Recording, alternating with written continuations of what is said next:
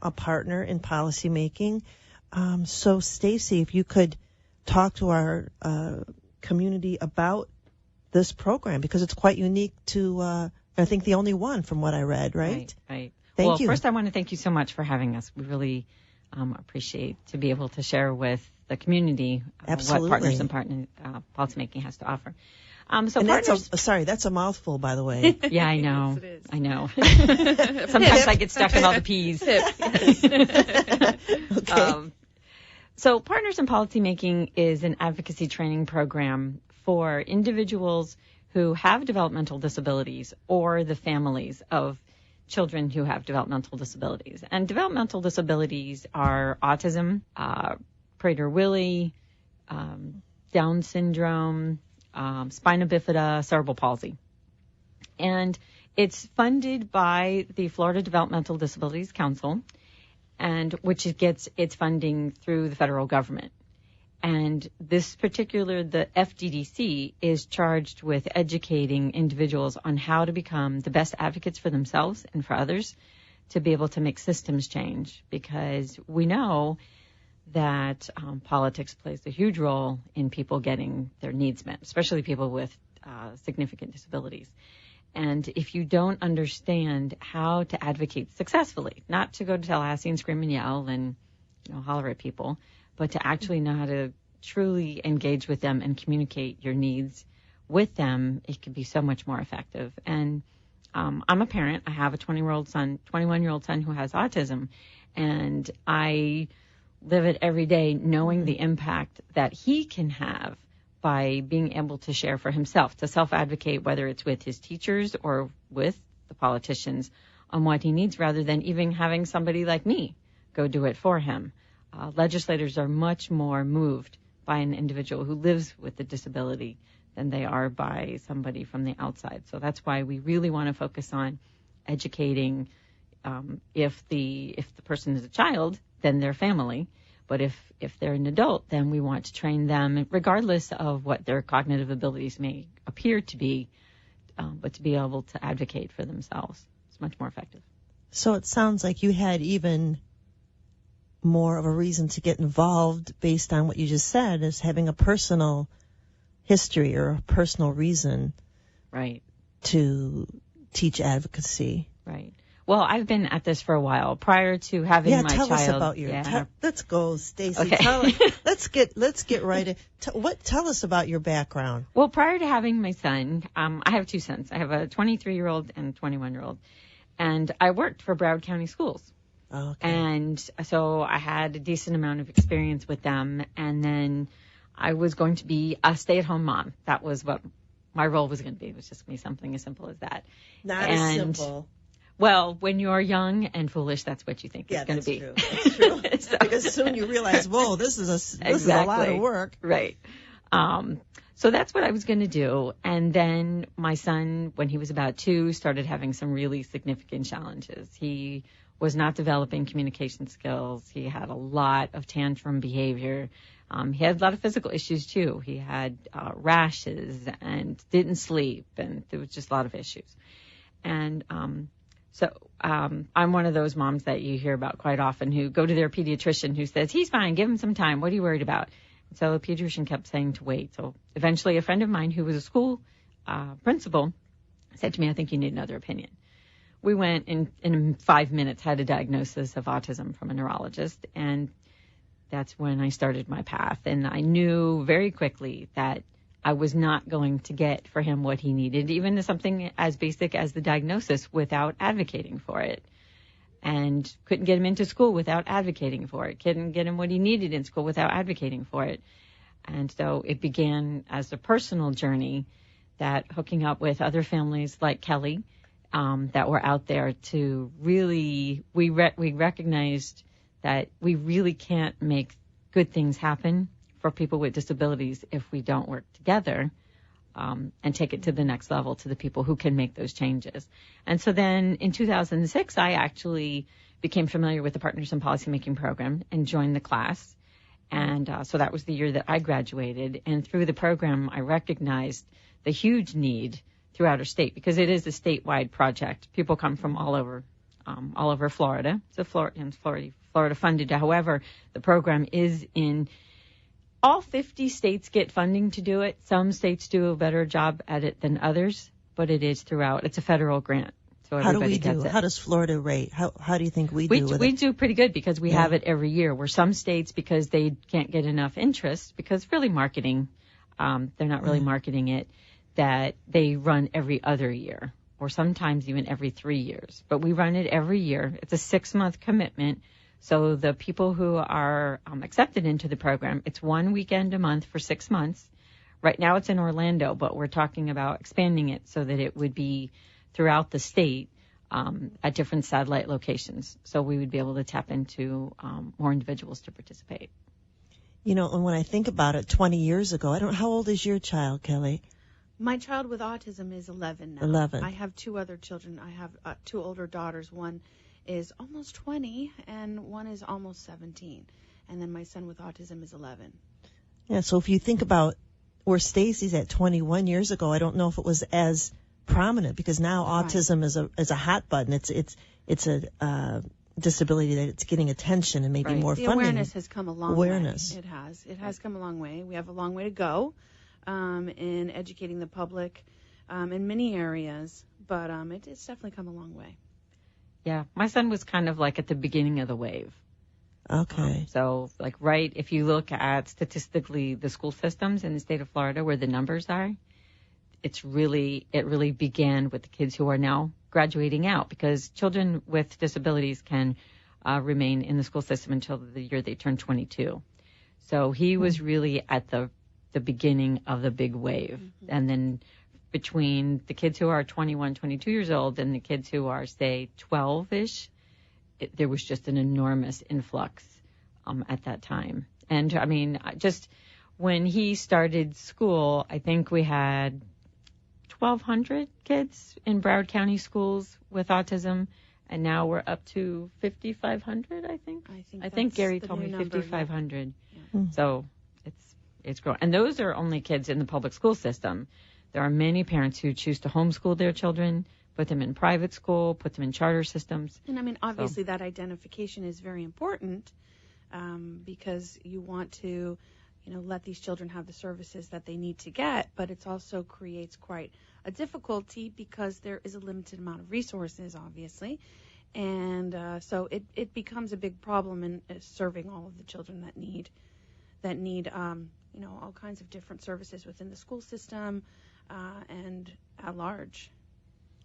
Yeah, and probably training teachers. I mean, yes. How can they possibly, or maybe that's the wrong question, know about every disability and every issue and with every child? Well, I think that one of the big main issues for partners is the issue of inclusion. That's what I wanted to ask you, yeah. So, on that subject, if we're talking about inclusion, which is very important, partner's message in every aspect of life when it comes to education, transportation, housing, all of those different things that, are life necessities, it becomes a big problem, like you said, with teacher training, because when you want your child included with other children, which they should be in a school setting, and to be a part of that school community, it is a very big difference when you're educating a child with autism and you're educating a child without autism within the same classroom. So there's a lot of different best practices and different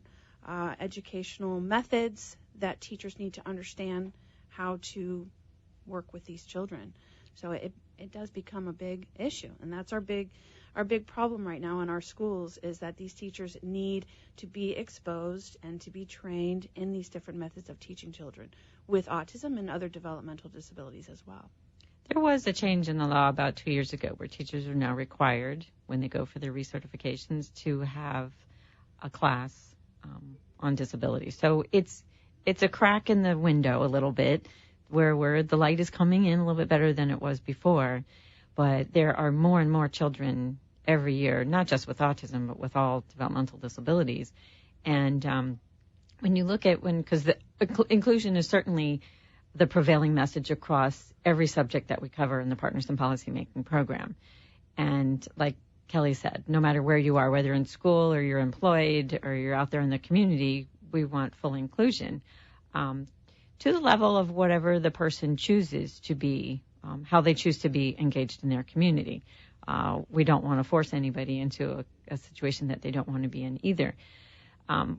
Something that I hear quite often when we talk about inclusion is, and it usually is a parent who might say, well, what if my son or daughter chooses not to be included? What if they like the segregated setting? And it was interesting because last year one of our speakers, because every month we have a different speaker, and they are nationally recognized speakers, so that's another really great part about it. It's not me preaching to the class. These are experts in their specific topics that they're covering. And so one of our speakers last year said to somebody who brought that up, that's true if you've had enough experiences to actually make a choice. But when your choice is, say, live with mom or go live in a group home, they might choose go live in the group home because who wants to live with their mother their entire life? But if their choice is live with mom, live in a group home, live in this community setting, live in semi-independent setting, live in a supported living setting, if you have different experiences, you can make an educated decision then, not just which one do I like better or hate less. Right, and there's of course not one answer for everyone. Exactly. So that's, we really believe in choice and allowing each individual to make their own choice. But choices can only come through experiences, and so we want to be able to make sure that people have the experiences in order to make the best choices that they can for themselves. And when you just look at inclusion, if nothing else, you can consider how long do you spend in school? Most people, they're done, even if they go to college, they're done by the time they're like 24, they go to college. But you spend the rest of your life being an adult in your community. And so why would it make sense that you're in a segregated classroom in school when the day comes where the bus isn't coming anymore and you're going out into the world and there is no more of that pseudo, environment? It's the real world. It's working in Publix and Walmart and the library and wherever it is that you choose. And that's not segregated. So we cannot adequately prepare them for an inclusive community if we're segregating them in school. Well, on that note, we will take a quick break and be back with Stacey and Kelly. Thank you so much. This is Kara Zimmerman, Spirit of Giving Network, and we are here today with Kelly and Stacey talking about partners. And we wanted to know a little bit more about some of the topics that you cover. You said you have these amazing guest speakers at Partners in Policymaking that come once a month to Orlando. But what other topics do you discuss that help? You said also that either the parent or the student, the child comes to, is selected. The adult. Maybe talk about how you get selected and then what goes on in the actual class. Yeah. Well, for the selection, even though we're held in Orlando right now, again, the Florida Developmental Disabilities Council fully funds the program. So say you lived in Key West, they would pay for you to be able to get there to Orlando and for the hotel. So it's fully covered by the DD Council, which is fabulous. That is. And so I don't want people to think that just because you don't live in Orlando. I was going to say, so you travel once a month up to Orlando. Yeah. Great. And it's one night, so it's not that, it's not like it's last taking month's over. Tallahassee, which is a great trip. Yeah. Oh, wow. So, to be able to speak to actually go to the practice what you learned and put it into action. Yeah. Awesome. So, so we can, you do that, but when you apply, there is a process. Your application goes before a review committee, and they look at them very carefully. There's not, though, something specifically that, you have to have this or you have to do that in order to be accepted, because we really do try to get a broad scope of the students. So, for instance, we were reviewing them last week, and, we have a mom who has a child who's 6 months old. And then we have others who have kids who are in their 30s and 40s. Right, and even a couple of grandparents. Right. So it's very broad, and the one thing that you do that is a requirement, because it is the DD Council, is the person has to have a developmental disability. So unfortunately right now we don't cover things like ADHD because that's not a developmental disability. There are other organizations out there that support those individuals, but not so the it's DD either Council. the person who has a developmental disability to come and learn how to be a better self-advocate and be involved in the community, or a family member of somebody, particularly typically it's a parent or somebody who's very close in advocating for that child, to come and participate in the program. Yeah. So how do people find out about the application? What is the website? Where do they go to apply? Well, it's fddc.org. Okay. So they can go on there and just click on the link that says Partners in Policymaking. And we also, if anybody wants to take a look, we do have a YouTube channel. So you can go on and just look at the Florida Partners in Policymaking YouTube channel. And you can see some videos of some of the stuff that the students did last year. And so that's we just started it this past year, the YouTube channel.